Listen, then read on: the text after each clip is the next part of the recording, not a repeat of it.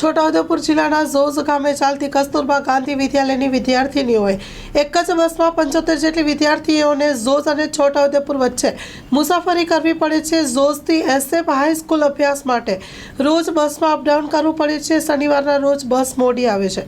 શૈક્ષણિક કાર્યના 2 વિષયના પીરિયડ્સ પણ પૂરા થઈ જાય છે અને અભ્યાસમાં મુશ્કેલી પડે છે।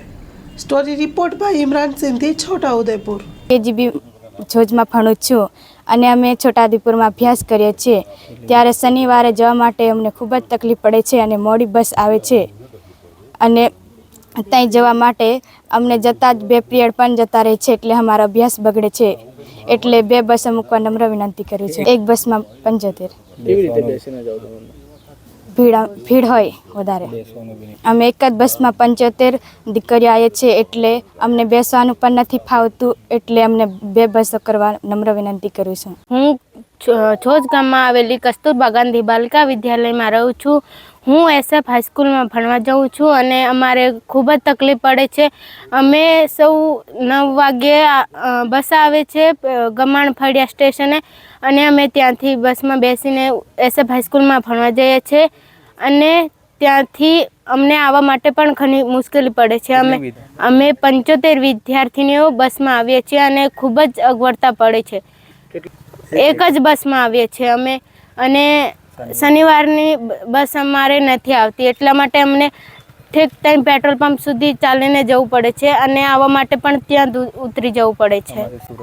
અમારી સુરક્ષાનો પણ પ્રશ્ન બને છે આમાં, એટલા માટે એક જ પ્રશ્ન છે કે અમારે બસ મુકાવવાની છે। અમે છોટાઉદેપુરથી અંદાજિત 70 બાળકો છોકરીઓ કસ્તુરબા ગાંધી બાલિકા વિદ્યાલય ગમાણ ફળિયા મૂકવા માટે આવીએ છીએ બસ લઈને। હા, રોજ આવીએ છીએ। હા, રોજ અમે બસ આવી રીતના લઈને આવીએ છીએ અને મૂકીને જતા રહીએ છીએ। અંદાજિત 15-16 કિલોમીટર। સવારે બી એવી રીતે લેવા આવો? હા, સવારે બી આવી રીતના લેવા માટે આવીએ છીએ।